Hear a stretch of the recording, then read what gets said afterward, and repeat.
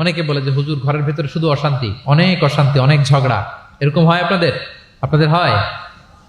এর কারণ হচ্ছে শান্তির পয়গাম আমরা ঘরে ঢুকাই নাই। শান্তির পয়গাম আমরা ঘরে ঢুকাই নাই। ঘরে ঢুকে আমরা সালাম দিব। প্রিয় নবীজি আগে সালাম দিতেন। আম্মা জান আয়েশা বলেন যে অনেক চেষ্টা করেছি আমি দিব, লুকিয়ে থাকতাম মাঝে মাঝে, কিন্তু অনেক দূরে থেকে বিশ্বনবী বলে ফেলতেন আসসালামু আলাইকুম রাহমাতুল্লাহ। স্ত্রীদেরকে আগে সালাম দিতেন। মসজিদ থেকে নামাজ থেকে বের হয়ে স্ত্রীদেরকে ঘর পর্যন্ত পৌঁছে দিতেন। ঘরের ছোটখাটো কাজে তিনি সহায়তা করতেন। নিজের জামা সেলাই করতেন, মাঝে মাঝে জামা থেকে চুল থেকে উকুন বের করতেন, হাদিসে আছে। ছাগলের দুধ নিজে দহন করতেন, হাদিসে আছে। সাংসারিক কাজে সহযোগিতা করতেন এবং খুবই হৃদ্যতাপূর্ণ সম্পর্ক ছিল স্ত্রীদের সাথে।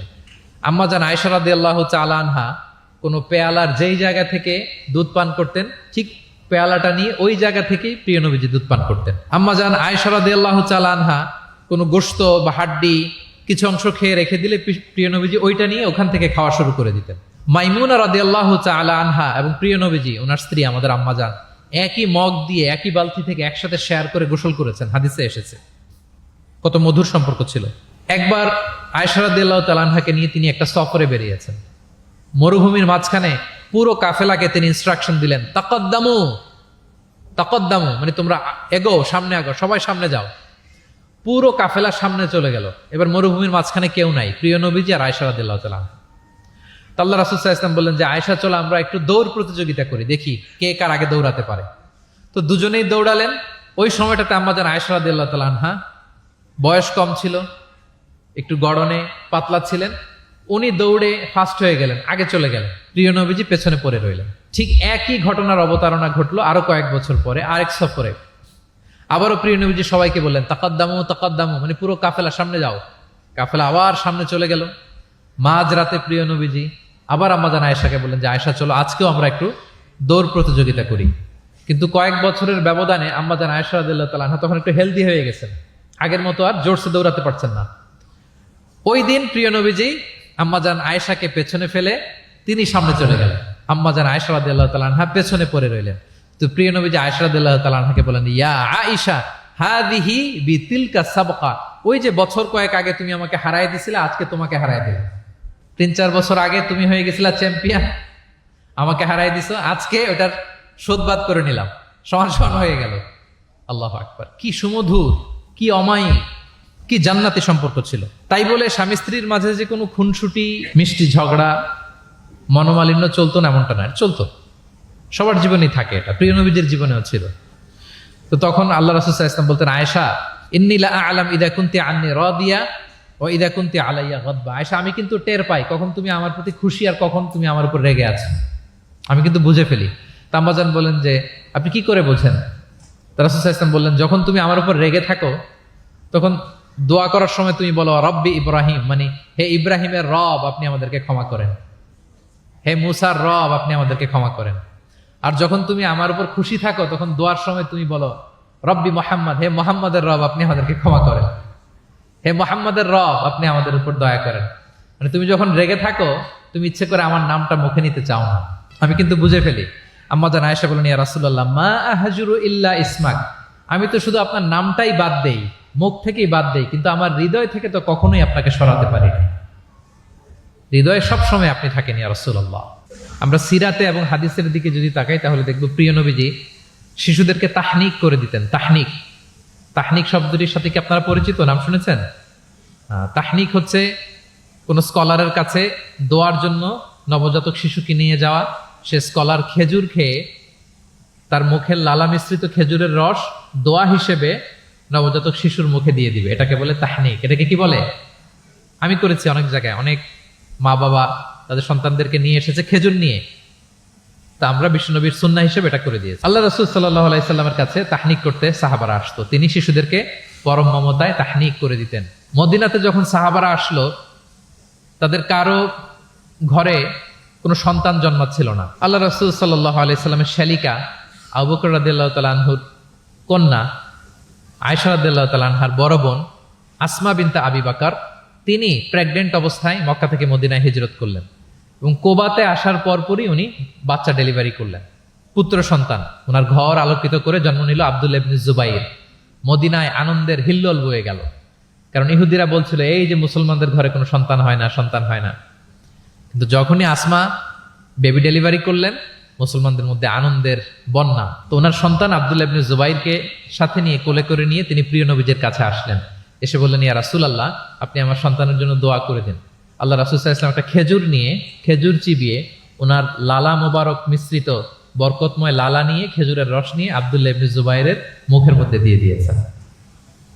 ও এজন্য আসমা বিনতে আবু বকর সবসময় গর্ব করে বলতেন যে আমার কলিজার টুকরা সন্তান আব্দুল্লাহর পাকস্থলিতে সর্বপ্রথম পৌঁছেছে প্রিয় নবীর লালা মিশ্রিত খেজুরের রস। সুবহানাল্লাহি ওয়া বিহামদিহি। আল্লাহ রাসূল সাল্লাল্লাহু আলাইহি ওয়াসাল্লাম এরকম তাহনিক করতেন। আপনারাও সুযোগ হলে আপনাদের স্থানীয় যে স্কলাররা আছেন, ভালো স্কলার, আল্লাহওয়ালা মানুষ, তাদের কাছে সন্তানদেরকে নিয়ে তাহনিক করাবে। প্রিয় নবীজি তাহনিক করতেন। শিশু সন্তানদেরকে তিনি কোলে নিতেন, হাদিসে এসছে অনেক বাচ্চাকে তিনি কোলে নিয়েছেন। এবং ওই বাচ্চা আল্লাহর হাবিব সাল্লাল্লাহু আলাইহি সাল্লামের জামার মধ্যে প্রস্রাব করে দিয়েছে, এটাও হাদিসে এসছে। এরকম ইনসিডেন্টও ঘটেছে। তিনি বাচ্চাদেরকে আগে সালাম দিতেন। কি করতেন? আমরা দেই, এই যে ছোট বাচ্চারা বলতেছে না, ওদের পক্ষে গেছে কথা। এই জন্য তোমাদের আব্বু আম্মু তোমাদেরকে আগে সালাম দেয় না? দেয় নাকি দেয় না? তাহলে আমরা আগে সালাম দিব বাচ্চাদের। আমাদের সালাম দেয়া দেখেই তারাও সালামের ব্যাপারে আস্তে আস্তে অভ্যস্ত হবে। প্রিয় নবীজি বাচ্চাদের আগে সালাম দিতেন, গালে হাত বুলিয়ে দিতেন, মাথায় হাত বুলিয়ে দিতেন। হাদিসে এসছে জাবির ইবনে সামুরা একজন সাহাবী, তিনি ওনার শৈশবকালের স্মৃতিচারণ করছেন। তিনি বললেন, একবার মসজিদে নবীর পাশে আমরা কিছু বাচ্চারা দাঁড়িয়েছিলাম। প্রিয় নবীজি নামাজ শেষ করে বেরোলেন, প্রতিটি বাচ্চার গালে তিনি হাত বুলিয়ে দিচ্ছেন। দিতে দিতে এলো আমার পালা। তিনি শৈশবের স্মৃতিচারণ করে বলছেন যে প্রিয় নবীজি যখন আমার গালে হাত লাগালেন, আমি একটা হিম শীতল পরশ অনুভব করলাম। এবং তিনি বললেন যে মদিনার বাজারে যখন আতরওয়ালারা আসতো, আতরের যে প্যাকেট বা লাগেজ উনি যখন খুললে একটা চমৎকার স্মেল আসতো, প্রিয় নবীজির হাত থেকে আমরা ওইরকম একটা সুগন্ধির গন্ধ পেলাম। আল্লাহু আকবার। তাহলে বাচ্চাদের দেখলে তিনি মাথায় এবং গালে হাত বুলিয়ে দিতেন। তিনি বাচ্চাদেরকে দেখলে চুমু খেতেন, বাচ্চাদের সাথে খুব মজা করতেন, খেলাধুলা করতেন। হাদিসে এসছে ওনার চাচাতো ভাই যারা আছে ছোট ছোট, তাদেরকে তিনি লাইন ধরে দাঁড় করাতেন আর বলতেন, মান সাবাকা ইলাইয়া ফালাহু কাদা ওয়া কাদা। দেখি কে এসে আমাকে আগে ধরতে পারে, যে ফার্স্ট হবে তাকে এটা দিব, যে আগে ধরতে পারবে তাকে এটা দিব। আল্লাহু আকবার। এবং তারাও আনন্দে উৎফুল্ল হয়ে দৌড়াতে দৌড়াতে কেউ প্রিয় নবীজির বুকের উপরে এসে ঝাপটে পড়তো, কেউ কাঁধে উঠতো, কেউ পিঠে উঠতো। এভাবে দৌড়ে বিশ্বনবী সাল্লাল্লাহু আলাইহি ওয়াসাল্লামের কাছে তারা আসতেন। এবং মাঝে মাঝে তিনি শিশুদের মধ্যে কোনো ভুলভাল কিছু দেখলে শুধরে দিতেন। ওমর ইবনে আবি সালামা রাদিয়াল্লাহু তাআলা আনহু তিনি বলছেন, আমি যখন ছোট ছিলাম একবার প্রিয় নবীজির কোলে বসা ছিলাম, আমাদের সামনে খাবার দেয়া হলো। তো আমি খাবারের এখান থেকে নেই, ওখান থেকে নেই, এদিক সেদিক থেকে খাবার নিচ্ছি। আল্লাহ রাসূল সাল্লাল্লাহু আলাইহি ওয়াসাল্লাম আমাকে বললেন, ইয়া গোলাম, হে বৎস, সাম্মিল্লাহ, তুমি বিসমিল্লাহ বলো। তাহলে খাওয়ার শুরুতে আমরা কি বলবো? ওয়া কুল বিয়ামিনিক, এবং ডান হাতে খাও। কোন হাতে? কোন হাতে? ডান হাতে। আচ্ছা। ওয়াকুল বিয়ামিনিক ওয়াকুল মিম্মা ইয়ালিক, আর তোমার সামনে যেটা আছে ওখান থেকে খাও। ডানে বায়ে সামনে পিছনে এদিক থেকে ছোটাছুটি করে টানাটানি করো না। তিনি বলেন যে বিশ্বনবী যখন আমাকে এই গাইডলাইন দিলেন, তারপর থেকে আজীবন আমি এই সিস্টেমেই খেয়েছি, আজীবন এই সিস্টেমেই খেয়েছি। তাহলে এটিকেটস অফ হ্যাভিং ফুড, খাবারের যে এটিকেটস, রাসূল সাল্লাল্লাহু আলাইহি ওয়াসাল্লাম বাচ্চাকে শিখিয়ে দিলেন। আরেক হাদিসে এসছে সাদাকার খেজুর স্তূপ করা ছিল মদিনায়, যাকাতের খেজুর। হঠাৎ ওনার নাতি, আল্লাহ রাসূল সাল্লাল্লাহু আলাইহি ওয়াসাল্লামের নাতি হাসান রাদিয়াল্লাহু তাআলা আনহু যাকাতের খেজুর একটা নিয়ে খাওয়া শুরু করলেন। ছোট মানুষ, কোনটা যাকাতের খেজুর আর কোনটা খাওয়া যাবে এটা তো উনি বুঝতেন না। ছোট্ট মানুষ যাকাতের খেজুর খাওয়া শুরু করলেন। দূর থেকে প্রিয় নবীজি দেখে দৌড়ে গেলেন, দৌড়ে মুখ থেকে টেনে খেজুরটা বের করলেন। হাদিসে এসেছে প্রিয় নবীজি বলতে আরম্ভ করলেন, ইরমি বিহা কিখ কিখ। এটা একটা আরবিক এক্সপ্রেশন। কিখ কিখ মানে আমরা বাংলায় যেটা বলি ওয়াক, থু থু, থু মেরে ফেলে দাও। হাসান রাদিয়াল্লাহু তাআলা আনহু তিনি বললেন যে নানা ভাই, থু মেরে ফেলে দাও। আল্লাহ তাআলা, তুমি কি জানো না, আন্না লা নাআকুলু সাদাকা, আমরা হাশিমি খানদান, আমরা কখনো সাদাকার কিছু খেতে পারবো না। আল্লাহু আকবার। তাহলে দ্য কনসেপ্ট অফ হালাল এন্ড হারাম ছোটবেলা থেকে তিনি শিখাই দিলেন নাতিকে। এভাবে শিশুদেরকে আদর করতেন, ভালোবাসা দিতেন, মায়া মমতায় জড়িয়ে রাখতেন এবং ভুল করলে পরম মমতায় শুধরে দিতেন। তাহলে শিশুদের সাথে প্রিয় নবীজির কেমন আচরণ আমরা বুঝতে পারছি। তিনি শিশুদের প্রতি কতটা কনসিডারেট ছিলেন, আমরা একটা ছোট্ট হাদিস থেকে শুনি। একবার তিনি কোন এক নামাজে দীর্ঘ লম্বা সিজদা করে দিলেন, দীর্ঘ লম্বা, এত লম্বা সিজদা কখনো তিনি করেন না। নামাজ শেষে সাহাবারা জিজ্ঞেস করলেন, ইয়া রাসূলুল্লাহ, আপনি কি সিজদার মধ্যে অসুস্থ হয়ে গেলেন নাকি, অথবা কোরআনের আয়াত নাজিল হলো নাকি? এত দীর্ঘ সিজদা তো ফরজ নামাজে কখনো করতে দেখি না। রাসূল সাল্লাল্লাহু আলাইহি ওয়াসাল্লাম বললেন, কুল্লু যালিকা লাম ইয়াকুন, না একটাও না, ওহিও নাজিল হয়নি, অসুস্থও হয়নি। এবং আমি যখন সিজদায় ছিলাম, আমার নাতি খেলতে খেলতে আমার কাঁধের উপরে চড়ে বসেছে। এখন আমি যদি সিজদা থেকে মাথা উঠাই, তার খেলা তো ইন্টারাপ্ট হয়ে যাবে। এজন্য যতক্ষণ সে মাথার উপরে, পিঠের উপরে বসে বসে খেলছিল, আমি সিজদায় লুটিয়ে পড়ে সিজদাটাকে লম্বা করে দিয়েছি। সূক্ষ্ম বিবেচনা বোধ ছিল প্রিয় নবীজির, এবং শিশুদের প্রতি তিনি কতটা কনসিডারেট ছিলেন, এটা ছিল প্রিয় নবীজির শিশুদের সাথে আচরণ। তাহলে প্রাণীদের সাথে তিনি কেমন ছিলেন আমরা জানলাম, শিশুদের সাথে কেমন ছিলেন আমরা জানলাম। এবার আমরা দেখি যে নারীদের সাথে প্রিয় নবীজির আচরণ কেমন ছিল। তিনি নারীদেরকে অত্যন্ত সম্মান করতেন। কি করতেন? সম্মান। তিনি বলতেন, আদ দুনিয়া কুল্লুহা মাতা ওয়া খায়রু মাতা'আদ দুনিয়া আল মারআ সালিহা। পৃথিবীর সব কিছু যা দেখা যায় সব সম্পদ, কিন্তু এর মধ্যে সবচেয়ে দামি সম্পদ হচ্ছে নেককার নারী। কারণ তাদের পেট থেকে পৃথিবীর সব ভালো মানুষ, মহাপুরুষরা এসেছে, আল্লাহর ওয়ালিরা এসেছে, নবীরা এসেছে। নবীরা কাদের পেট থেকে এসেছে বলেন? নবীরা মায়েদের পেট থেকে এসেছে না? এবং তিনি বলতেন, খায়রুকুম খায়রুকুম লি আহলিহি ওয়া আনা খায়রুকুম লি আহলি। তোমাদের মধ্যে সে সবচেয়ে সেরা যে তার পরিবারের কাছে সেরা, মানে স্ত্রীর কাছে সেরা, আর আমি আমার স্ত্রীর কাছে সেরা। প্রিয় নবীজি বলতেন। আল্লাহু আকবার। একবার একদল নারী এবং শিশুকে বিয়ের অনুষ্ঠান থেকে ফেরার পথে তাদেরকে দেখে প্রিয় নবীজি বললেন, তোমরা আমার কাছে সর্বাধিক প্রিয়। নারীদেরকে তিনি অত্যন্ত পছন্দ করতেন এবং সম্মান করতেন, এবং নারীদের সাথে ভালো আচরণ করার ব্যাপারে তিনি আমাদেরকে আদেশ করেছেন। তিনি বলেছেন, ফাস্তাউসু বিন নিসাই খায়রা, খবরদার নারীদের সাথে রূঢ় আচরণ করো না, খারাপ আচরণ করো না, তাদের সাথে ভালো আচরণ করো। পুরুষদেরকে যেমনি ওটের উপর চড়িয়ে ওট টেনে হিচড়ে নিয়ে যাওয়া হয়, নারীদেরকে যেন এমনি না নেওয়া হয়। তিনি একবার বলছিলেন যে, খবরদার সাওকা বিল কাওয়ারির রিফকান বিল কাওয়ারির, মানে নারীদেরকে যখন ওটে চড়িয়ে, হাওদাজে চড়িয়ে তোমরা টানো, ওহে সাহাবারা, তাড়াহুড়ো করো না, ধীর স্থির ভাবে করো। অর্থাৎ তিনি বুঝাতে চাইলেন, কাওয়ারির মানে হচ্ছে কাচের তৈরি তৈজসপত্র বা বাসনপত্র। আমাদের ঘরে যে কাচের প্লেট, চামচ, গ্লাস আছে, এগুলো যদি সাবান দিয়ে আমাদের ধুইতে হয়, ক্লিন করতে হয়, আমরা কি করি? খুব সাবধানে এটাকে ধরি, রাখি, ক্লিন করি, তাই না? এটাকে খুব সফটলি ডিল করতে হয়। রাসূল সাল্লাল্লাহু আলাইহি ওয়াসাল্লাম সেটাই বললেন, নারীদেরকে কাচের সাথে তুলনা করে বললেন তাদের সাথে এরকম কোমল আচরণ করতে হবে। এবং তিনি বলেছেন, দুনিয়ার প্রতিটি মায়ের পায়ের নিচে আছে তার সন্তানের বেহেশত। সুবহানাল্লাহ। এবং সন্তান জন্ম দিতে যে কোন নারী যদি ইন্তেকাল করে, প্রিয় নবীজি বলেন, ওই নারীকে আল্লাহ তাআলা কিয়ামতের দিন শহীদদের কাতারে দাঁড় করিয়ে দিবেন। আল্লাহ তাআলা যাকে একটি কন্যা দিয়েছেন তার জন্য একটি জান্নাত, দুইটি কন্যা দুইটি জান্নাত, যতগুলো কন্যা ততগুলো জাহান্নামের দরজা ব্লকেজ হয়ে যাবে। সুবহানাল্লাহ। এভাবে তিনি নারীদের সাথে আচরণ করেছেন। নারীরা মদিনার সমাজে প্রিয় নবীজির পেছনে সালাতে অংশগ্রহণ করত, প্রিয় নবীজির পেছনেই তারা সালাতে অংশগ্রহণ করতো। এখনো আপনারা মদিনাতে বা মক্কাতে গেলে দেখবেন যে পুরুষদের পাশাপাশি নারীরাও সেখানে সালাতে অংশগ্রহণ করে। প্রিয় নবীজিকে ডিরেক্টলি তারা প্রশ্ন করতেন, কিউএস সেশনে অংশগ্রহণ করতেন, কোশ্চেনিং আনসারিং সেশন, নারীদের মধ্যে থেকে দাঁড়িয়ে তারা প্রশ্ন শুরু করে দিতেন। রাসূল সাল্লাল্লাহু আলাইহি ওয়াসাল্লামের সাথে সফরে অংশগ্রহণ করতেন। এভাবে প্রিয় নবীজি নারীদেরকে একটা মর্যাদার আসনে রেখেছেন, তাদের সাথে এইভাবে তিনি ডিল করতেন। এবার আমরা একটু জানার চেষ্টা করি যে সাহাবাদের সাথে প্রিয় নবীজির আচরণ কেমন ছিল, মানে যারা ছিল প্রিয় নবীজির সাথী, তাদের সাথে আচরণ কেমন ছিল। আমরা জানি যে সাহাবারা হচ্ছে প্রিয় নবীজির হাতে গড়া ছাত্র, হাতে গড়া টিম। নবীজির সুখে দুঃখে সবসময় তারা থাকতো এবং প্রিয় নবীজিকে আগলে রাখতো। প্রিয় নবীজির একম পেনি তারা কখনো মিস করতে চাইতো না। এমনকি কখনো কখনো কোনো সাহাবার ক্ষুধা লাগলে তারা প্রিয় নবীজির কাছে এসে বসে থাকতো। তারা বলতো যে প্রিয় নবীজির চেহারার দিকে তাকিয়ে থাকলে আমাদের ক্ষুধা মিটে যেত। নবীজির নুরানি চেহারার দিকে তাকিয়ে থাকলে কি হতো? পেটের ক্ষুধা চলে যেত। যে আয়াত দিয়ে আমি শুরু করেছিলাম, ফাবিমা রাহমাতিম মিনাল্লাহি লিনতা লাহুম ওয়ালাউ কুনতা ফাদদান গালিযাল কলবি লানফাদ্দু মিন হাওলিক।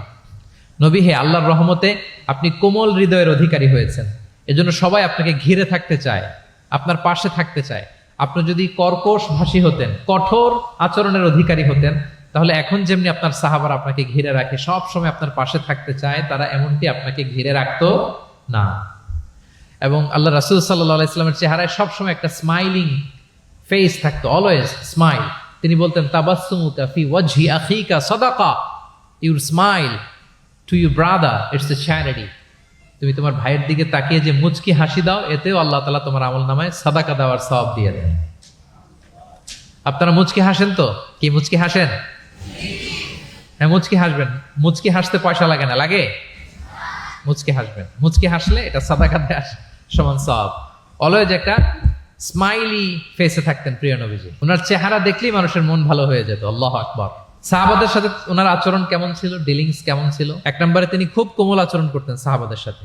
কেউ যখন প্রিয় নবীজির সাথে কথা বলতো, ওই লোক কথা বলার সময় চোখ না ফেরালে প্রিয় নবীজি কখনো তার থেকে চেহারা ফেরাতেন না। মুসাফা করার সময় যিনি প্রিয় নবীজির সাথে মুসাফা করেছেন, ওই লোক হাত টেনে না নিলে প্রিয় নবীজি কখনো হাত টেনে নিতেন না।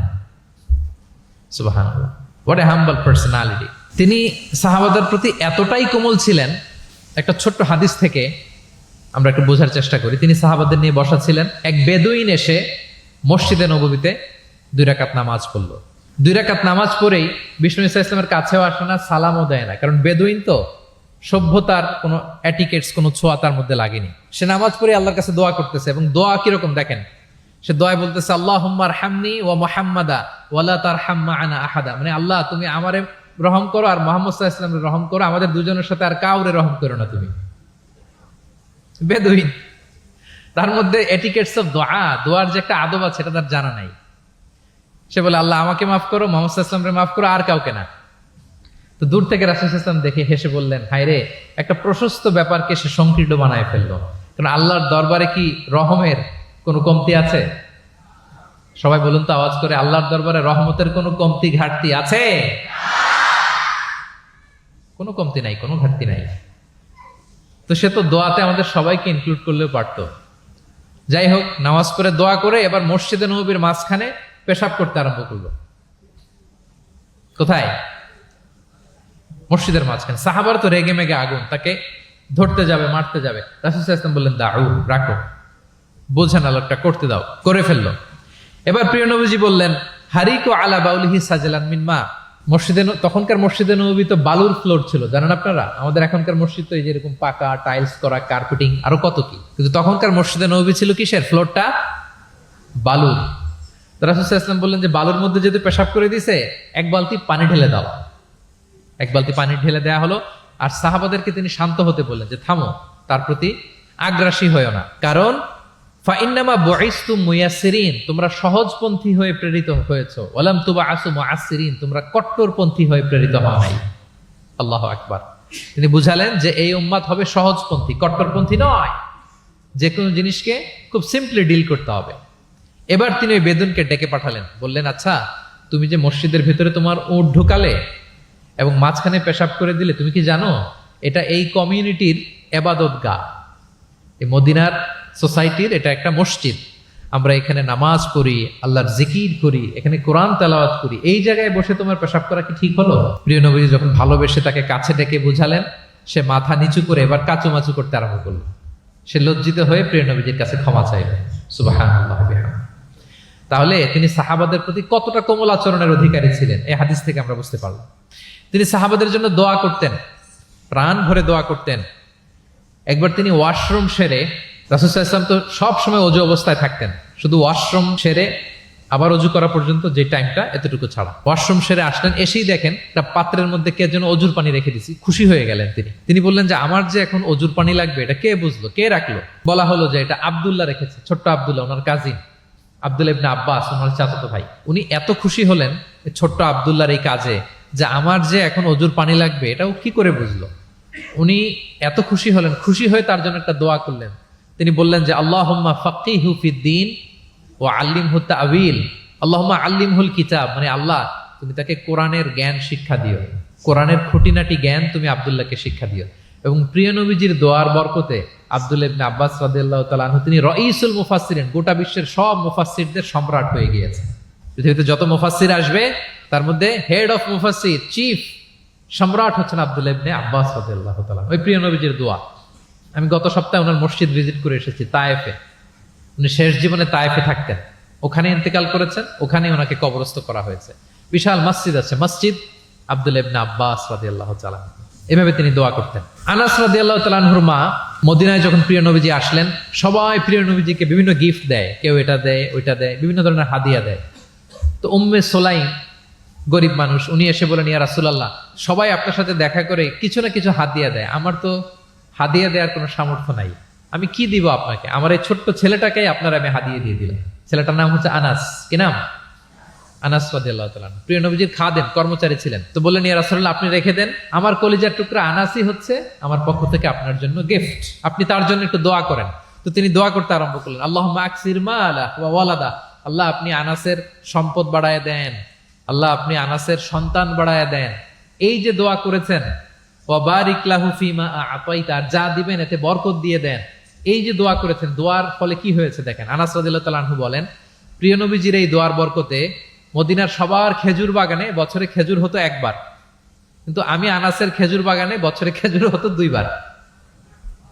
আর ওনার সর্বসাকুল্যে 80 জন সন্তান ছিল। 80 জন। কয়জন?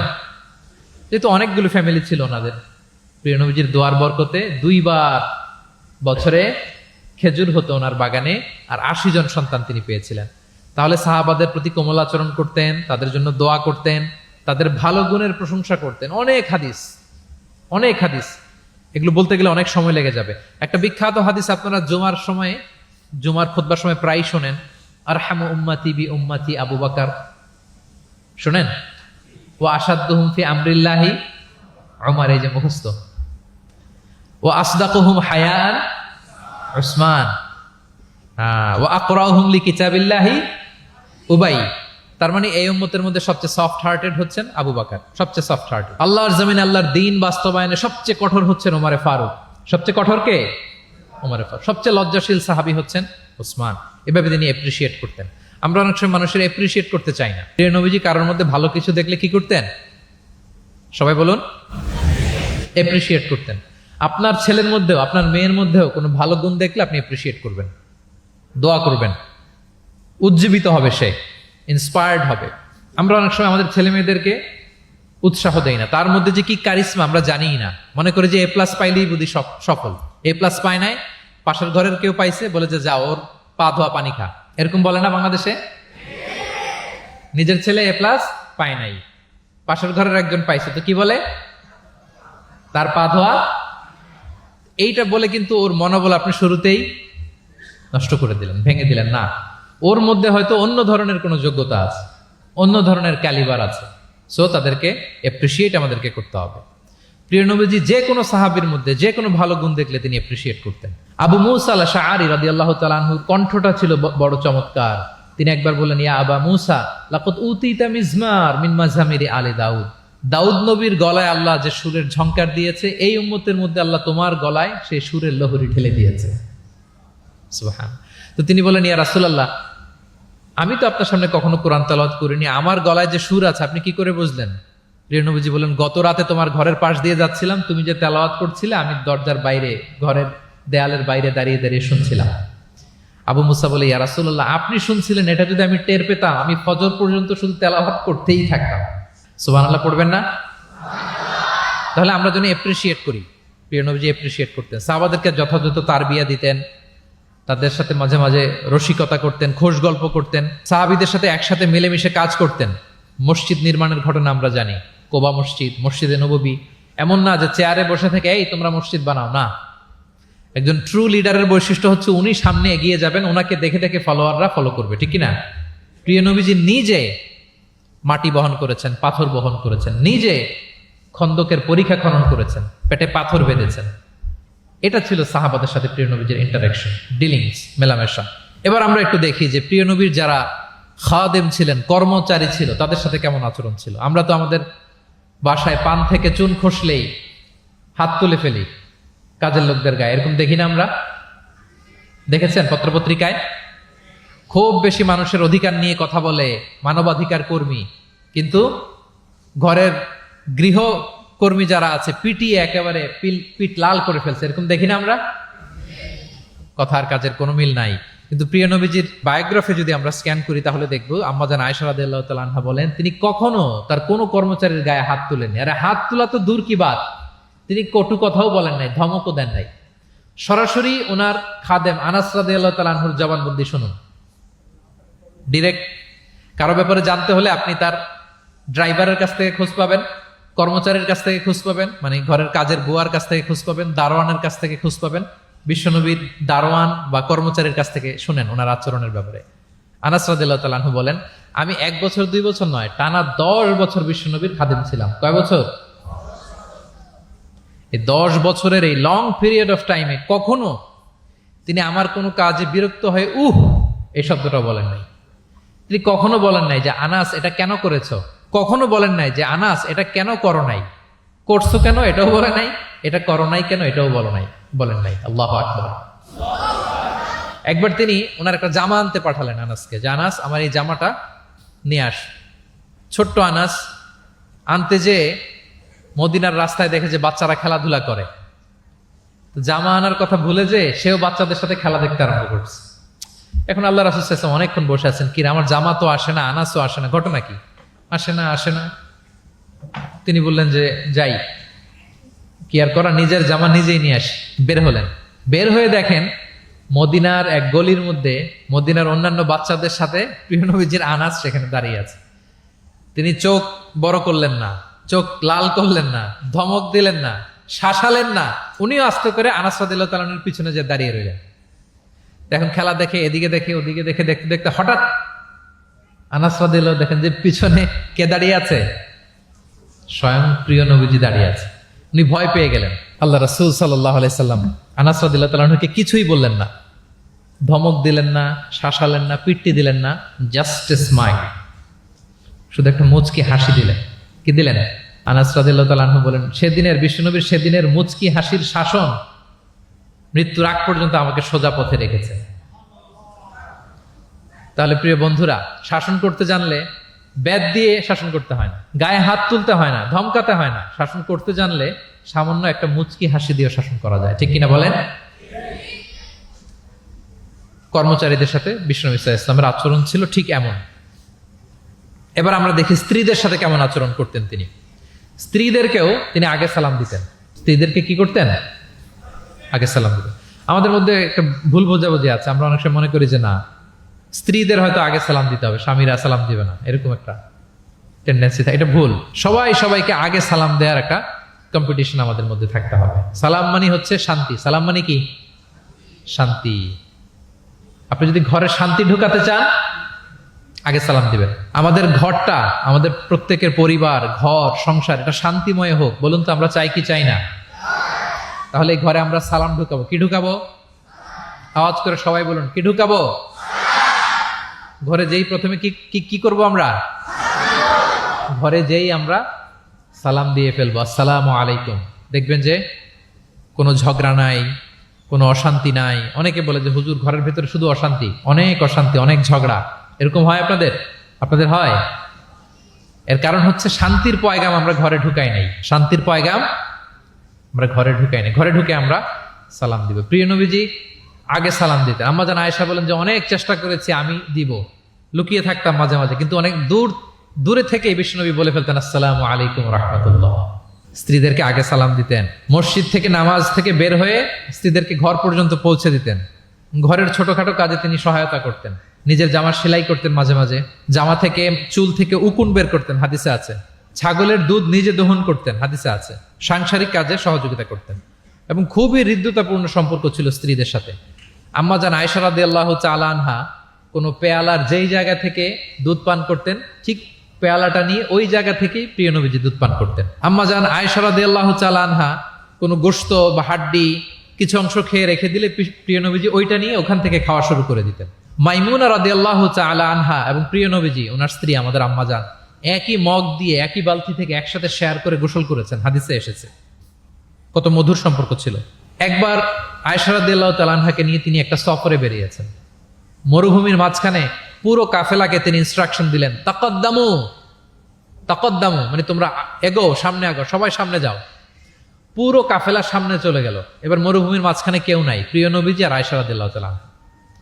আল্লাহ রাসূল সাল্লাল্লাহু আলাইহি ওয়াসাল্লাম বললেন যে আয়েশা, চলো আমরা একটু দৌড় প্রতিযোগিতা করি, দেখি কে কার আগে দৌড়াতে পারে। তো দুজনেই দৌড়ালেন। ওই সময়টাতে আম্মা জান আয়েশা রাদিয়াল্লাহু তাআলা আনহা বয়স কম ছিল, একটু গড়নে পাতলা ছিলেন, উনি দৌড়ে ফাস্ট হয়ে গেলেন, আগে চলে গেলেন, প্রিয় নবীজি পেছনে পড়ে রইলেন। ঠিক একই ঘটনার অবতারণা ঘটলো আরো কয়েক বছর পরে আরেক সফরে। আবারও প্রিয় নবীজি সবাইকে বললেন তাকাদ্দামু তাকাদ্দামু, মানে পুরো কাফেলা সামনে যাও। কাফেলা আবার সামনে চলে গেল। মাঝরাতে প্রিয় নবীজি আবার আম্মাজান আয়েশাকে বললেন যে আয়েশা চলো আজকেও আমরা একটু দৌড় প্রতিযোগিতা করি। কিন্তু কয়েক বছরের ব্যবধানে আম্মাজান আয়েশা রাদিয়াল্লাহু তাআলা আনহা তখন একটু হেলদি হয়ে গেছেন, আগের মতো আর জোরসে দৌড়াতে পারছেন না। ওই দিন প্রিয় নবীজি আম্মাজান আয়েশাকে পেছনে ফেলে তিনি সামনে চলে গেলেন, আম্মাজান আয়েশা রাদিয়াল্লাহু তাআলা আনহা পেছনে পড়ে রইলেন। তো প্রিয় নবীজি আয়েশা রাদিয়াল্লাহু তাআলা আনহাকে বলেন, ইয়া আয়েশা হাদিহি বিতিলকা সাবকা, ওই যে বছর কয়েক আগে তুমি আমাকে হারায় দিছিলে, আজকে তোমাকে হারায় দিলাম। 3-4 বছর আগে তুমি হয়ে গেছিলা চ্যাম্পিয়ন, আমাকে হারায় দিছো, আজকে ওটার শোধবাদ করে নিলাম, সমান সমান হয়ে গেল। আল্লাহু আকবার, কি সুমধুর, কি অমায়িক, কি জান্নাতি সম্পর্ক ছিল। তাই বলে স্বামী স্ত্রীর মাঝে যে কোনো খুনসুটি, মিষ্টি ঝগড়া, মনোমালিন্য চলতো না এমনটা নয়, চলতো, সবার জীবনেই থাকে, এটা প্রিয় নবীজির জীবনেও ছিল। তো তখন আল্লাহ রাসূল সাল্লাল্লাহু আলাইহি ওয়াসাল্লাম বলতেন, আয়েশা ইন্নী লা আ'লাম ইযা কুনতি আন্নী রাদিয়া ওয়া ইযা কুনতি আলাইয়া গাদবা, আয়েশা আমি কিন্তু টের পাই কখন তুমি আমার প্রতি খুশি আর কখন তুমি আমার উপর রেগে আছো, আমি কিন্তু বুঝে ফেলি। আম্মাজান বলেন যে আপনি কি করে বোঝেন? রাসূল সাল্লাল্লাহু আলাইহি ওয়াসাল্লাম বললেন, যখন তুমি আমার উপর রেগে থাকো তখন দোয়া করার সময় তুমি বলো রব্বি ইব্রাহিম, মানে হে ইব্রাহিমের রব আপনি আমাদেরকে ক্ষমা করেন, হে মুসার রব আপনি আমাদেরকে ক্ষমা করেন। আর যখন তুমি আমার উপর খুশি থাকো তখন দোয়ার সময় তুমি বলো রব্বি মোহাম্মদ, হে মোহাম্মদের রব আপনি আমাদেরকে ক্ষমা করেন, হে মোহাম্মদের রব আপনি আমাদের উপর দয়া করেন। মানে তুমি যখন রেগে থাকো তুমি ইচ্ছে করে আমার নামটা মুখে নিতে চাও না, আমি কিন্তু বুঝে ফেলি। আম্মাজান আয়েশা বলেন, ইয়া রাসূলুল্লাহ মা আহজুরু ইল্লা ইসমাক, আমি তো শুধু আপনার নামটাই বাদ দেই, মুখ থেকেই বাদ দেই, কিন্তু আমার হৃদয় থেকে তো কখনোই আপনাকে সরাতে পারি না, হৃদয়ে সবসময় আপনি থাকেন ইয়া রাসূলুল্লাহ। তাহলে প্রিয় বন্ধুরা, স্ত্রীদের সাথে, ওনার তো অনেকগুলো স্ত্রী ছিল, এই স্ত্রীদের সাথে ওনার কেমন আচরণ ছিল আমরা বুঝতে পারলাম। এবার আমরা একটু দেখি যে প্রতিবেশীদের সাথে প্রিয় নবীজির আচরণ কেমন ছিল। আল্লাহ রাসূল সাল্লাল্লাহু আলাইহি ওয়াসাল্লাম সবসময় প্রতিবেশীদের সাথে অত্যন্ত ভালো আচরণ করতেন। তিনি বলতেন, মান কানা ইউমিনু বিল্লাহি ওয়াল ইয়াউমিল আখির ফালইউকরিম জারাহ, যে আল্লাহ বিশ্বাস করে এবং আখিরাতে বিশ্বাস করে সে যেন প্রতিবেশীর সাথে ভালো আচরণ করে, প্রতিবেশীকে যেন সম্মান করে। এবং আবু যার গিফারি রাদিয়াল্লাহু তাআলা আনহুকে তিনি বলতেন যে আবু যার, তুমি যদি মারাক রান্না করো, মানে ঝোল, আমরা নেহারি খাই না গরুর পায়া দিয়ে, গরুর পায়া দিয়ে যে ঝোল রান্না করে এটাকে কি বলেন আপনারা? নেহারি। তো তিনি বললেন যে আবু যার, যখন নেহারি রান্না করবে, ঝোল জাতীয় কিছু রান্না করবে, পানি একটু বেশি দিও যাতে তোমার প্রতিবেশীর সাথে তুমি শেয়ার করতে পারো। প্রতিবেশীর ব্যাপারে কতটা কনসার্ন ছিলেন তিনি। এবং তিনি বলতেন, লাইসাল মুমিন আল্লাযী ইয়াশবা ওয়া জারুহু জাইউন ইলা যামবি, সে ব্যক্তি মুমিন নয় যে নিজে পেট পুরে খায় কিন্তু তার প্রতিবেশীরা অভুক্ত থাকে, না খেয়ে থাকে, সে ব্যক্তি কখনো প্রকৃত মুমিন হতে পারে না। এবং মজার ব্যাপার হচ্ছে, ভালো আচরণের জন্য, সদাচরণের জন্য প্রতিবেশী মুসলিম হওয়া আবশ্যক নয়। আই রিপিট, আমি আবারও বলছি, ব্যাপারটা এমন না যে আমার মুসলিম প্রতিবেশী ভালো আচরণ করব, আমার হয়তো বৌদ্ধ প্রতিবেশী বা হিন্দু প্রতিবেশী, এজন্য ওদের সাথে আমি ভালো আচরণ করব না। ব্যাপারটা কি এমন না। নেইবরের ক্ষেত্রে মুসলিম হোক অমুসলিম হোক, প্রতিবেশী হলেই তার সাথে আমাদের ভালো আচরণ করতে হবে। বিশ্বনবীর এক ইহুদি প্রতিবেশী ছিল, ইহুদি। তো সেই প্রতিবেশীর ছোট্ট একটা ইহুদি সন্তান ছিল, প্রায় বিশ্বনবীর কাছে এসে প্রিয় নবীজির টুকিটাকি কাজ করে দিতেন। তো হঠাৎ অনেক দিন হয়ে গেল ইহুদি ছেলেটা আসে না, তার কোনো দেখা নেই। প্রিয় নবীজি ভাবলেন হয়তো কোনো সমস্যা হয়েছে, তাকে দেখে আসে। তার বাড়িতে যেয়ে দেখলেন যে ছেলে বড্ড অসুস্থ, প্রচন্ড অসুস্থ হয়ে কাতরাচ্ছে, বিছানায় শুয়ে আছে। রাসূল সাল্লাল্লাহু আলাইহি ওয়াসাল্লাম তার পাশে বসলেন, তার মাথায় হাত বুলিয়ে দিলেন এবং ইহুদি ছেলেটার দিকে তাকিয়ে বললেন, আসলিম, অর্থাৎ তুমি ইসলাম ধর্ম গ্রহণ করো। দেখেন প্রিয় নবীজির স্ট্র্যাটেজি, দেখেন এই ছেলের সাথে অনেক দেখা হয়েছে, প্রিয় নবীজির বাসায় এসেছে, কাজ করে দিয়েছে, কিন্তু এই ইহুদির বাচ্চাটাকে কখনো দিনের দাওয়াত তিনি দেন নাই। কেন? কারণ তিনি একটা ভালো সময়ের অপেক্ষা করতেছিলেন। তিনি দেখলেন যে this is the right time to give দাওয়া, এখনই সুন্দর সময়, কারণ সে অসুস্থ অবস্থা, একের মুমূর্ষ কাতর, এখন দাওয়াত দিলে এটা কাজে লাগবে। তিনি বললেন, আসলিম, ইসলাম ধর্ম গ্রহণ করো। তো পাশেই তার ইহুদি বাবা দাঁড়িয়েছিল। ফানাযারা ইলা ওয়াজহি আবি, এটা বলার সাথে সাথে ইহুদি ছেলেটা বাবার দিকে তাকালো যে দেখি বাবা কি বলে। তার বাবা, ইহুদি বাবা বলতে আরম্ভ করলো, আতি আবুল কাসেম, মানে আবুল কাসেম যা বলে তুমি তাই শোনো। প্রিয় নবীজির প্রথম সন্তান হচ্ছে কাসিম। আমাদের দেশে হয় না যে বড় মেয়ের নাম ধরেন যে সুমাইয়া, তো বলে যায় সুমাইয়ার বাবা, সুমাইয়ার বাবা বলে না, বা ধরেন যে ছেলের নাম বড় ছেলে আব্দুল্লাহ, বলে যে আব্দুল্লাহর বাবা কোথায়। তো আরবেও এই প্রচলনটা ছিল। রাসূল সাল্লাল্লাহু আলাইহি ওয়াসাল্লামের প্রথম সন্তানের নাম ছিল কাসিম, তো ফলে ওনাকে ডাকা হতো কাসিমের বাবা তখন পর্যন্ত, আবুল কাসিম আবুল কাসিম। ইহুদি বলে, ছেলেটাকে বলে আতিয়া আবুল কাসিম, মানে আবুল কাসিম যা বলে তাই শোনো। এবার রাসূল সাল্লাল্লাহু আলাইহি ওয়াসাল্লাম দেখলেন যে এখনই তো সুযোগ, তিনি পড়তে আরম্ভ করলেন যে তুমি আমার সাথে সাথে পড়ো। এবার ছেলেটা পড়তে আরম্ভ করলো আশহাদু আল্লাহ ইলাহা ইল্লাল্লাহ ওয়া আশহাদু আন্না মুহাম্মাদান আবদুহু ওয়া রাসূলুহু। রাসূল সাল্লাল্লাহু আলাইহি ওয়াসাল্লাম বের হয়ে আসলেন আর পড়তে আরম্ভ করলেন আলহামদুলিল্লাহিল্লাযী আনকাযাহু মিনান নার। প্রশংসা সে আল্লাহর, যে আল্লাহ তাআলা যে কিছুক্ষণ আগে জাহান্নামের পথযাত্রী ছিল তাকে এই শাহাদাতের মাধ্যমে মুহূর্তেই জান্নাতি বানিয়ে দিলেন। মুহূর্তেই এই ইহুদি ছেলেটাকে জান্নাতে বানিয়ে দিল কে? দেখেন প্রতিবেশীর সাথে প্রিয় নবীজির কেমন আচরণ, সবসময় প্রতিবেশীর খোঁজ রাখতেন। সো আমরা আমাদের আশেপাশে যারা আছে একটু যেন খোঁজ রাখি। এখন তো এই যে অ্যাপার্টমেন্ট কালচারে কে প্রতিবেশী কার দরজা খোলা, কে কোন দিকে থাকে আমরা জানিই না, কিন্তু সুযোগ হলে আমার আশেপাশে যারা আছে আমরা যেন একটু খোঁজ রাখি, সুস্থ আছে কিনা, তাদের কোনো ধরনের সমস্যা হচ্ছে কিনা, কোনোভাবে আমি তাদের কাজে লাগতে পারি কিনা, ফিনান্সিয়ালি সাপোর্ট অথবা পরামর্শ দিয়ে হলো আমরা যেন তাদেরকে সাপোর্ট করি। তাহলে প্রতিবেশীর সাথে প্রিয় নবীজির বিহেভিয়ার কেমন ছিল আমরা জেনে গেলাম। এবার আমরা জানবো যুদ্ধবন্দীদের সাথে প্রিয় নবীজির কেমন আচরণ ছিল। পিওডাব্লিউ, প্রিজনার অফ ওয়ার। আমরা তো আবু গারিব কারাবারের কথা শুনেছি, আবু গারিব শুনেছি না? গুয়ান্তানামো বে, আয়নাঘর, এটা তো সবাই শুনেছি। আয়নাঘরের নাম শুনেন নাই? কি ধরনের নির্যাতন হয়েছে সেখানে, যারা বেরিয়ে আসছে তাদের কথা যখন আমরা শুনেছি আমাদের গা শিউরে উঠেছে। যুগে যুগে যুদ্ধবন্দীদের সাথে মানুষ কেমন আচরণ করত। আয়নাঘরেরা তো আর যুদ্ধবন্দী না, তো এদেশের স্বাধীন নাগরিকদের উপর জুলুম করা হয়েছে, অপারেশন চালানো হয়েছে। তো যুদ্ধবন্দীদের সাথে প্রিয় নবীজির আচরণ কেমন ছিল আমরা যদি একটু দেখি, কম্পেয়ার টু এই আবু গারিব, গুয়ান্তানামো বে, এই সমস্ত আয়নাঘরের যে ইনসিডেন্ট আমাদের সামনে আছে, এটাকে একটু সামনে রেখে যদি দেখি যে যুদ্ধে যদি কেউ বন্দী হতো প্রিয় নবীজির হাতে, উনি কি আচরণ করতেন। আমরা যদি বদরের যুদ্ধ শেষে যারা বন্দী হয়েছে তাদের ঘটনা দেখি, দেখবো যে প্রিয় নবীজি সাহাবীদের মাঝে তাদেরকে ভাগ করে দিয়েছেন এবং সব সাহাবীদেরকে এই যুদ্ধবন্দীদের সাথে ভালো আচরণের নির্দেশ দিয়েছেন। সাহাবারাও এই নির্দেশনা অক্ষরে অক্ষরে পালন করেছে। তারা তুলনামূলক কম দামি খাবারটা খেয়ে যুদ্ধবন্দীদেরকে দামি খাবারটা খাইয়েছে। সুবহানাল্লাহ। একটা ছোট্ট ঘটনা শেয়ার করলে বুঝতে পারবেন যে প্রিয় নবীজি যুদ্ধবন্দীদের সাথে কেমন আচরণ করতেন। সুমামা ইবনে উসাল রাদিয়াল্লাহু তাআলা আনহু, উনি ইয়ামামার অধিবাসী ছিলেন। আল্লাহ রাসূল সাল্লাল্লাহু আলাইহি সাল্লামকে অ্যাসাসিনেট করার জন্য, মানে গোপনে হত্যার জন্য তিনি মদিনায় এসে সাহাবীদের হাতে ধরা পড়েন।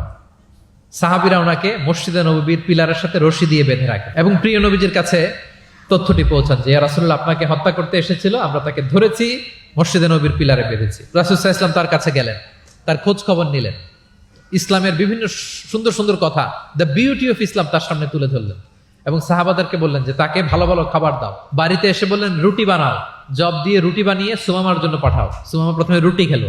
এরপরের দিন এক সাহাবীকে বললেন যে তুমি ওটের দুধ দহন করে গরম গরম দুধ তার জন্য নিয়ে যাও। এরপরের দিন সে দুধ খেলো। এভাবে প্রিয় নবীজি প্রতিদিন তার সাথে দেখা করেন এবং ইসলামের সুন্দর সুন্দর কথাগুলো তাকে শোনান। সুমামা তো অবাক যে তোমরা যুদ্ধবন্দীদের সাথে এমন আচরণ করো। সুমামা রীতিমতো অবাক যে জামাই আদর চলতেছে টানা 3 দিন। আর রাসূল সাল্লাল্লাহু আলাইহি ওয়াসাল্লামের কাছে যখন ইসলামের বিভিন্ন বিষয়গুলো সে শুনতে শুনতে অবাক হয়ে ইসলামের প্রতি তিনি আকৃষ্ট হতে লাগলেন। টানা 3 দিন তাকে যখন প্রিয় নবীজি দাওয়াত দিলেন, আপ্যায়ন করলেন, 3 দিন পরে প্রিয় নবীজি সাহাবীদেরকে বললেন যাও এবার মসজিদে নববীর ওখানে যে সুমামার দেহ থেকে রশিটা খুলে দাও। সাহাবারা বললেন ইয়া রাসূলুল্লাহ সে ভয়ঙ্কর খুনি, সে অত্যন্ত ভয়ঙ্কর, আপনি তাকে চিনেন না। প্রিয় নবীজি বললেন আমি যা বললাম তাই করো, যাও তার রশিটা খুলে দাও। সাহাবারা যে এবার সুমামার রশিটা খুলে দিল। সুমামা তখন মসজিদ থেকে বের হয়ে মসজিদে নববীর পাশে একটা কুয়া ছিল, ওই কুয়ার ওখানে যে গোসল করলেন, গোসল করে অজু করে আসলেন, এসে মসজিদে নববীর সামনে দাঁড়িয়ে সাক্ষ্য দিলেন আশহাদু আল্লাহ ইলাহা ইল্লাল্লাহ ওয়া আশহাদু আন্না মুহাম্মাদান আবদুহু ওয়া রাসূলুহু। এবার তিনি বললেন হে আল্লাহর রাসূল আমি সাক্ষ্য দিচ্ছি আল্লাহ ছাড়া কোনো ইলাহ নেই এবং আপনি আল্লাহর প্রেরিত রাসূল। তিনি বললেন হে মুহাম্মদ এতদিন আপনার চাইতে কোনো অপ্রিয় চেহারা আমার কাছে ছিল না, সবচেয়ে অপছন্দ করতাম আপনাকে, কিন্তু এই মুহূর্তে থেকে আপনার চাইতে কোনো প্রিয় ব্যক্তিত্ব আমার জীবনে আর নাই। হে মুহাম্মদ মদিনার চাইতে নিকৃষ্ট কোনো স্থান আমার কাছে ছিল না, কিন্তু আজ থেকে মদিনার চাইতে পবিত্র কোনো জায়গা আমার কলিজায় নাই। হে মুহাম্মদ আজ পর্যন্ত ইসলামের চাইতে অপছন্দনীয় কোনো ধর্ম আমার কাছে ছিল না, কিন্তু এই মুহূর্ত থেকে ইসলামের চাইতে কোনো প্রিয় ধর্ম আমার কাছে না। আল্লাহু আকবার, আল্লাহু আকবার। যুদ্ধবন্দীদের সাথে বিষ্ণু ইসলাম কেমন আচরণ করেছেন? ঘোর শত্রু প্রিয় নবীজির ফলোয়ারে পরিণত হয়েছে, পরম বন্ধুতে পরিণত হয়েছে। সম্মানিত সুধী, এটা ছিল বিষ্ণু ইসলামের আচরণ যুদ্ধবন্দীদের সাথে। ভিক্ষুকের সাথে কেমন আচরণ করতেন? প্রিয় নবীজির একটা অভ্যাস ছিল, কেউ কিছু চাইলে না করতে পারতেন না। ওনার ডিকশনারিতে না ছিল না। কি ছিল না? সবাই বলুন, কি ছিল না? কেউ এসে কোনো ফরিয়াদি চাইবে, উনি বলবেন না, এটা উনি বলতে পারতেন। একবার ওনার কাছে মাত্র একটা জামা। কয়টা জামা? মাত্র একটা জামা। এক ফরিয়াদি এসে বললেন, ইয়া রাসূলুল্লাহ, আমাকে একটা জামা দেন। তো উনি তো না করতে পারেন না, ওইটাই খুলে দিয়ে দিলেন। এবার তো উনি পড়তেও পারেন না জামা, বাইরেও বেরোতে পারেন না, খালি গায়ে কি করবেন? আল্লাহ আয়াত নাজিল করলেন, ওয়াল্লাযীনা ইযা আনফাকু লাম ইউসরিফু ওয়া লাম ইয়াকতুরু ওয়া কানা বাইনা যালিকা কাওয়ামা। এর অর্থ হচ্ছে, যারা দান করে, দান হওয়া উচিত এমন, কৃপণতাও করবে না, আবার অতিমাত্রাও করবে না, মাঝামাঝি। তো বুঝাতে চাইলেন, নবী জামা যদি দুটো থাকতো তো একটা দিতেন। ছিল কয়টা? এটাই যে দিয়ে দিয়েছেন, এখন আপনি গায়ে রাখবেন কোনটা? আল্লাহু আকবার। কি রহমতের নবী, কি মায়ার নবী ছিলেন! না বলতে জানতেন না। এক নারী একটা চমৎকার চাদর বুনন করে সাজিয়ে প্রিয় নবীজির কাছে নিয়ে এসেছিলেন। তখন নবীজির জামা কাপড়ের খুব সংকট ছিল। ওই নারী এসে বলে, ইয়া রাসূলুল্লাহ, এটা উপহার হিসেবে আপনার কাছে এনেছি। প্রিয় নবীজি খুব খুশি হয়ে এটা গায়ে জড়ালেন, কারণ তখন জামা ছিল না খুব একটা। তো এই সুন্দর জামা দেখে এক সাহাবী এসে বলে, ইয়া রাসূলুল্লাহ, এই জামাটা আমাকে দেন। কি বলে? অন্য সাহাবারা রেগে গেলেন, এটা তুমি কাজটা ভালো করলে না, তুমি জানো যে নবীজির কাছে এখন জামা নেই, এটাই তুমি চাইলা। তখন প্রিয় নবীজি তো না করতে পারে না, ওই জামাটাই গা থেকে খুলে দিয়ে দিলেন। তো ওই সাহাবী বলে, তোমরা কি জানো আমি কেন চেয়েছি? কারণ এই জামাটা নবীজির গায়ে লেগেছে, আমি চাই এই জামা দিয়ে আমার কাফন দেয়া হবে। এবং ঠিকই ওই সাহাবীকে এই জামা দিয়ে কাফন দেয়া হয়েছিল। ভিক্ষুকের সাথে কেমন আচরণ? একবার তিনি চাদর পরিহিত অবস্থায় রাস্তা দিয়ে হাঁটছিলেন, এক ভিক্ষুক এসে ওনার গায়ের চাদর ধরে এমন জোরে টান মারলেন, গলিদুল হাসিয়া, ওই চাদরের এই পাশে ডিজাইন করা ছিল, প্রিয় নবীজির ঘাড়ের এদিকে চামড়ায় দাগ পড়ে গেল। তিনি ব্যথা পেলেন এবং বললেন, ইয়া মুহাম্মদ মুরলি মিন মালিল্লাহ, দাও, কোষাগারে কি আছে ওখান থেকে আমারে কিছু দাও। মানে এটিকেট জানা না, আদব নাই তার মধ্যে। আসছে ভিক্ষা করতে, আসছে কি করতে? ভিক্ষুকরা তো এমনি একটু অনুনয় বিনয় করে, যে দেন, আমার কাছে কিছু নাই, দয়া করে দেন। তো সেটা না করে, অনুনয় না করে, সে আরো রাফ অ্যাটিটিউড করে এমন জোরে নবীজির চাদর ধরে টান দিলেন, ঘাড়ের এখানে চামড়ায় দাগ পড়ে গেল। এবং বললেন যে, হে মোহাম্মদ, দাও, কিছু দাও। রাসূল সাল্লাল্লাহু আলাইহি ওয়াসাল্লামের ওই যে হাতিয়ার, সবচেয়ে বড় হাতিয়ার কি ওনার? মুচকি হাসি। সবচেয়ে বড় হাতিয়ার কি? Just smile. আবার একটা মুচকি হাসি দিলেন, দিয়ে পাশে যারা ছিল বললেন যে, যাও, বাইতুল মাল থেকে তাকে কিছু সম্পদ দিয়ে দাও। সুবহানাল্লাহ। একটা কঠিন সিচুয়েশন যখন আমরা রিঅ্যাক্ট করি, রেগে যাই, ফকির এসে যদি আপনার জামা ধরে টান দেয়, ওরা কি দিবেন? কি করবেন? মাইট দিবেন? বলে যে মাইট দিব। প্রিয় নবীজি মুচকি হাসি দিয়ে বলেন, যাও, তাকে দিয়ে দাও। তাহলে এভাবে তিনি ওনার অনুপম বিহেভিয়ার দিয়ে, আচরণ দিয়ে মানুষের হৃদয় জয় করেছেন। প্রিয় ভাইরা, খেয়াল রাখবেন, কোমলতা দিয়ে যেটা জয় করা যায়, কঠোরতা দিয়ে সেটা করা যায়। আপনার সফট বিহেভিয়ার দিয়ে you can win the heart of the people. মানুষের হৃদয় আপনি জয় করে ফেলবেন, যেমনটা প্রিয় নবীজি করেছেন। সব শেষ পয়েন্ট, শত্রুর সাথে কেমন আচরণ করতেন? খুবই কম হাদিসে পাওয়া যায় যে তিনি বদদোয়া করেছেন। Very rare. Most of the time তিনি দোয়া করেছেন হেদায়েতের। কিসের দোয়া করেছেন? হেদায়েতের দোয়া করেছেন। সাহাবারা একবার বলেন, ইয়া রাসূলুল্লাহ, দাউস গোত্র খুব গাদ্দারি করেছে, একটু বদদোয়া করেন। হাত তোলেন। রাসূল হাত তুলে বদদোয়া না করে হেদায়েতের দোয়া করে দিলেন। বললেন যে, আল্লাহুম্মা হদি দাউসান ওয়াতি বিহিম, আল্লাহ দাউসকে আপনি হেদায়েত দেন আর মুসলিম বানিয়ে আমার কাছে নিয়ে আসেন। ঠিকই প্রিয় নবীজির দোয়ার বরকতে দাউসের 80টা ফ্যামিলি মুমিন হয়ে কিছুদিন পরে প্রিয় নবীজির কাছে চলে এসেছে। আল্লাহু আকবার। সাকিব গোত্র হুনাইনের যুদ্ধে তীর মেরে মুসলমানদেরকে একেবারে শেষ করে দিচ্ছিল। সাকিফ, বনু সাকিফ। সাহাবারা আবার বলেন, ইয়া রাসূলুল্লাহ, হাত তোলেন, একটু বদদোয়া করেন, আল্লাহ যেন ওদেরকে ধ্বংস করে দেয়, আল্লাহ যেন ধ্বংস করে দেয়। রাসূল সাল্লাল্লাহু আলাইহি ওয়াসাল্লাম আবার দোয়া করলেন যে, বাল আরজু আইয়ুখরিজাল্লাহু মিন আসলাবিহিম মান ইয়াবুদুল্লাহ ওয়াহদাহু ওয়া লা ইউশরিকু বিহি শাইআ। আমি তাদের হেদায়েতের জন্য দোয়া করি। আপনারা জানেন যে তায়েফের ময়দানে প্রিয় নবীজিকে পাথর মারা হয়েছে, জানেন? পাথর মারতে মারতে রক্তাক্ত করা হয়েছিল প্রিয় নবীজিকে। মাথা থেকে পা পর্যন্ত ব্লিডিং, সাথে ছিল যায়েদ বিন হারেসা রাদিয়াল্লাহু তাআলা আনহু। উনি প্রিয় নবীজিকে বাঁচাতে যে উনিও মাথায় আঘাত পেয়েছেন, ওখান থেকে ব্লিডিং। এক খ্রিস্টান দাস কিছু আঙ্গুর নিয়ে আসলো প্রিয় নবীজির কাছে, যে আপনি তো অসুস্থ, ক্লান্ত শ্রান্ত, এটা খান। প্রিয় নবীজি বিসমিল্লাহির রহমানির রহিম বলে আঙ্গুরটা নিল। ওই খ্রিস্টান দাসের নাম ছিল আদ্দাস। প্রিয় নবীজি যখন বললেন বিসমিল্লাহ, আদ্দাস বলে যে বিসমিল্লাহ, এটা আবার কোন শব্দ? এই তায়েফে আমি এতদিন ধরে আছি, কেউ তো খাবারের আগে বিসমিল্লাহ বলে না। মান আনতা, আপনি কে? তখন প্রিয় নবীজি বলেন ওমান আনতা, তুমি কে? তো আদ্দাস বলে আমি খ্রিস্টিয়ান স্লেভ, আমি একজন খ্রিস্টান দাস। তো রাসূল সাল্লাল্লাহু আলাইহি ওয়াসাল্লাম বললেন তোমার বাড়ি কই? বলে যে মিন আহলি নিনাবি, আমার বাড়ি ইরাক। তো রাসূল সাল্লাল্লাহু আলাইহি ওয়াসাল্লাম বললেন যেখানে ইউনুস নবীর বাড়ি। এবার খ্রিস্টান আরো অবাক যে আপনি ইউনুস নবীকেও চিনেন? রাসূল সাল্লাল্লাহু আলাইহি ওয়াসাল্লাম বললেন আরে চিনবো না মানে, ইউনুস তো আমার ভাই, সেও নবী আর আমিও নবী।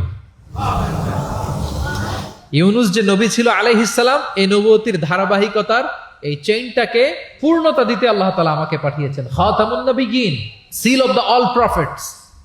আদ্দাস অবাক হয়ে গেল। আদ্দাস রাদিয়াল্লাহু তাআলা আনহু ঠিক ওই জায়গায় এই খ্রিস্টান বালক রাসূল সাল্লাল্লাহু আলাইহি ওয়াসাল্লামের কাছে শাহাদা পড়ে মুসলমান হয়ে গেল। পাহাড়রক্ষী ফেরেশতারা এসে বললেন ইয়া রাসূলুল্লাহ, আপনি বলেন তায়েফের দুই দিকের পাহাড় চাপা দিয়ে এমন এক কলাপস করে দিব, পুরো তায়েফবাসী মেসাকার হয়ে যাবে।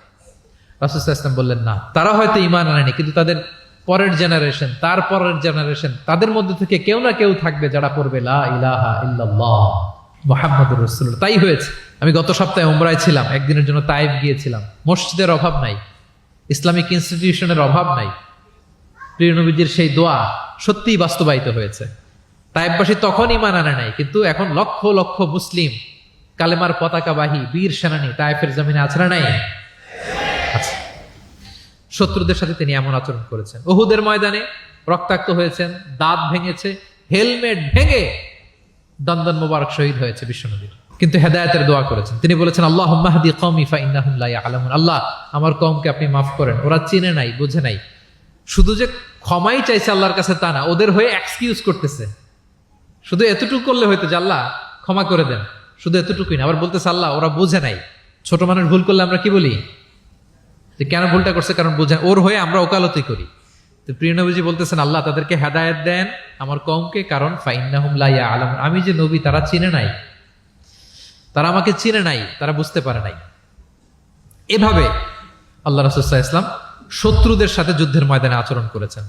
যুদ্ধের ময়দানে প্রিয় নবীজির কঠোর নির্দেশনা ছিল, খবরদার কোনো নারীর গায়ে হাত তুলবে না, কোনো শিশুর গায়ে হাত তুলবে না, কোনো বিধর্মী পাদ্রীর গায়ে হাত তুলবে না।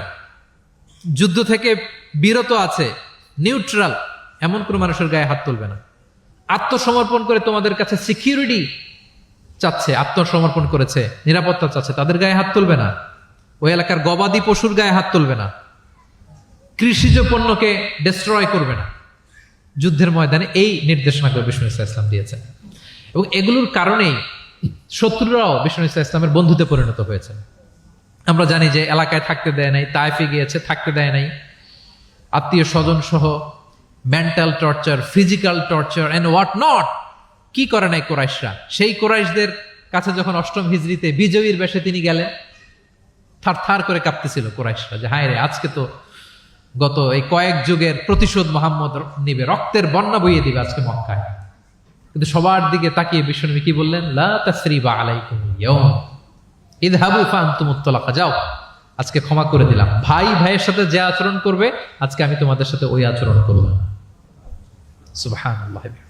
This was the character and behaviour of the last messenger Muhammad সাল্লাল্লাহু আলাইহি ওয়াসাল্লাম। সম্মানিত সুধী, তাহলে আমরা যেটা বুঝলাম, কোমল আচরণ দিয়ে আপনি যা অর্জন করতে পারবেন, কঠোর আচরণ দিয়ে, রূঢ় আচরণ দিয়ে, খারাপ ব্যবহার দিয়ে পারবেন? সবাই বলেন তো পারবেন? ব্যক্তি তার সুন্দর আচরণ দিয়ে খুব সহজেই অন্যের মাঝে প্রভাব বিস্তার করতে পারে। আমরা দেখেছি যে প্রিয় নবী শিশুদের সাথে, নারীদের সাথে, বন্ধুর সাথে, শত্রুর সাথে অমায়িক আচরণ করেছেন। এক্সাম্পলারি বিহেভিয়ার, অমায়িক আচরণ। আমরা যেন সেই আচরণের অধিকারী হতে পারি, আমরা যেন সেই ব্যবহারের অধিকারী হতে পারি।